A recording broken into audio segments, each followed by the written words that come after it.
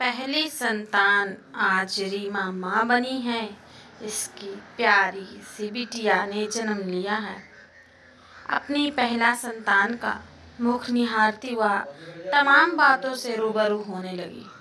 आज उसका अतीत उसके कानों तक आकर उसे झकझोर रहा है। तुम पहली संतान हो, तुमने ऐसा वैसा कुछ किया तो तुम्हारे छोटे भाई बहन क्या सीखेंगे। तुम्हें हमेशा सही राह पर ही चलना होगा। ईश्वर ने बड़ा बनाकर भेजा है तो खानदानी मर्यादा का पालन तुम्हारी जिम्मेदारी है। पिता की आवाज़ था। उनके शब्द कानों में देर तक गूंजते रहे। मन इन बातों को स्वीकार ही नहीं करना चाहता था। तो रीमा ने पुरानी डायरी निकाली जिसमें उसने अपने सिद्धार्थ की चिट्ठियां संभाल कर रखी थी। उसने भी ऐसे ही कुछ लिखा था। तुम और सिर्फ तुम ही वो लड़की हो जिस पर दिल हारा हूँ। देखो कुछ ऐसा वैसा ना करना कि मेरा दिल टूट जाए। पता है ना, एक बार दिल टूटे तो दोबारा नहीं जुड़ता। वह फिर मानसिक अंतर्दर्द में फंस गई। अपनी मर्जी की जिंदगी जीना पिता का नाराज में ऐसी वैसी हरकत है। अपने पिता की बात मानना सिद्धार्थ की नज़र में कुछ ऐसा वैसा कर गुजरना है। सभी प्यार करता था मगर उनके प्यार के बदले में कुछ चाहते थे। दोनों की खुशियाँ चाहती है मगर अफसोस वह दोनों को एक साथ खुश रखने के असमर्थ है। उनके स्नेह ने उसे दोहराए पर लाकर खड़ा कर दिया था। वह किंत कर्तव्य विमुख थी। उन दिनों मात्र 10 वर्ष की थी जब दो छोटे भाई बहन खेलते हुए आपस में लड़ने लगते थे। खेल के मैदान में जब वापस घर आते तो छोटे भाई के पैर में से बहते रक्त को देखकर उसके होश उड़ गए थे। पापा ने आते ही उसकी डांट लगाई थी। तुम नहीं देख सकती थी जब वह खेल रहा था पर मैं पढ़ाई कर रही थी। पापा, उसके पाँव में बहुत खून, तुम्हें अच्छा लग रहा है? नहीं, रीमा काँप उठी थी। तो सुनो, बड़े होने के कुछ कर्तव्य होता है। तुम पढ़ाई लिखाई बाद में करना। छुट्टियों में अपने भाई बहन का पर ध्यान दो। ये बात रीमा के लिए नई नहीं थी। उन दिनों माँ अक्सर परेशान रहती थी। बच्चों का ध्यान रखना, मेहमानों का आना जाना, ये सब संभालते हुए उनकी सेहत नासाज रहने लगती थी। ऐसे में वह उन्हें कुछ नहीं कहते थे बल्कि परिवार के हर छोटी बड़ी गलती उसके सिर मढ़ दी जाती थी। वह बड़ी जो थी। एक भाई 2 साल का छोटा था, दूसरा 5 साल का छोटा था। कभी कभी उसे भी यही लगता था कि वो बड़ी ही क्यों हुई। इससे अच्छा कि छोटी होती। कम से कम बड़ी बहन माँ समान होती हैं कहकर इमोशनल इस्तेमाल तो नहीं की जाता। खैर, जब थोड़ी और बड़ी हुई तब हॉस्टल भेज दिया गया।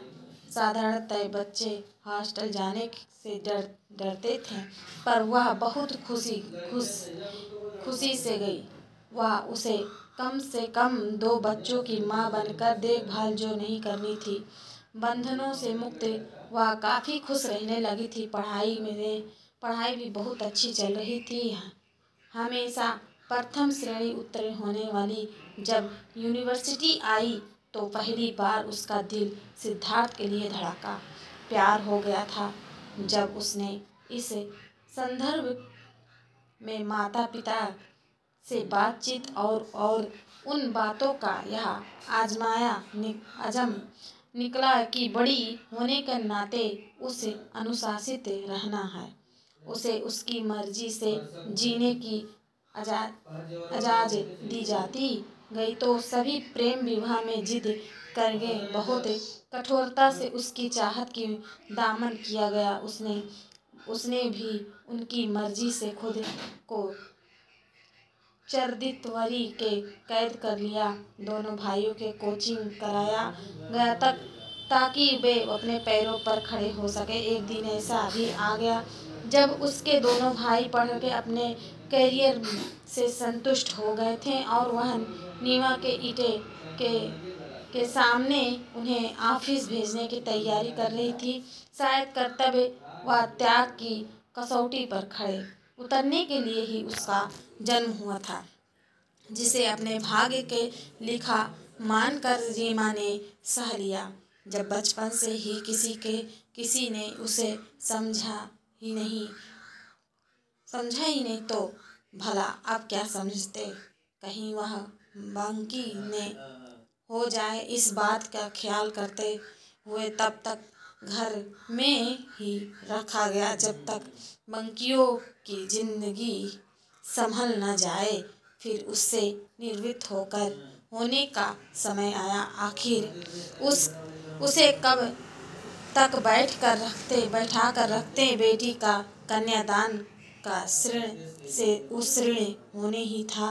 वगैरह उसकी पसंद जाने हुए पिता ने शादी तय कर दी और बेटी के आगे यह दिखाया कि गरीब पिता ने अपने सामर्थ्य अनुसार जो कुछ बना पड़ा वह क्या है, जिसके बदले में उनके मान सम्मान की काया में रखने की जिम्मेदारी भी उसकी ही है। अब तक सब दोहरी नियति देखती सहती रीमा जान चुकी थी। माँ बाप की भी सामर्थ्य होता है। लड़कों को पढ़ाना है ताकि भविष्य में उनके लाभान्वित हो सके। बेटी को उसकी मर्जी से विवाह नहीं करने देते क्योंकि वह अपनी दुनिया में रम गई तो इससे उन्हें क्या मिलता।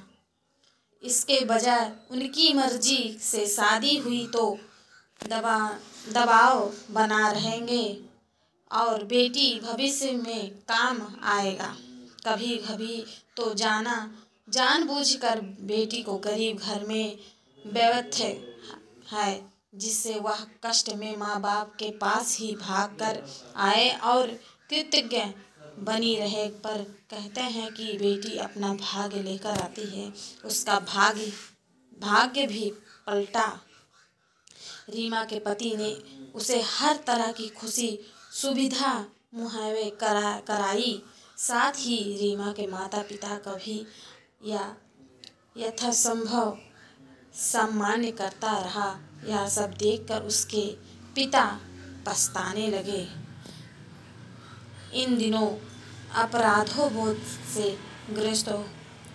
ग्रसित हो चल रहे जिन बच्चों को लाड़ दुलार दिया उन्हें स्वार्थ की आदत हो गई। अधिक सफलता पाने के लिए लालच में आगे ही बढ़ते जा रहे हैं।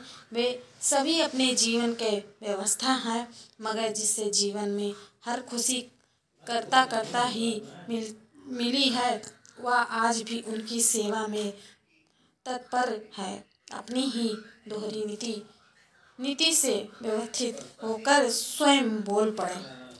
मैंने तुम्हें बेटी समझा और हर तरह की कर्तव्यों के दंड में तुम्हें बांधता रहा। तुम सही मायने में अपनी कर्तव्य का निर्वाह करती रही और बाकी के लोगों बस अधिकार का आनंद लेते रहें। अपने गरीब पिता का आशीष लो और सदा फूलो फलो। जी हाँ दोस्तों, यह वीडियो से क्या सीख मिली आप कमेंट बॉक्स में जरूर बताइएगा। हमारे वीडियो पसंद आया तो लाइक शेयर सब्सक्राइब जरूर करें। ऐसे ही मिलते हैं अगली वीडियो में। धन्यवाद।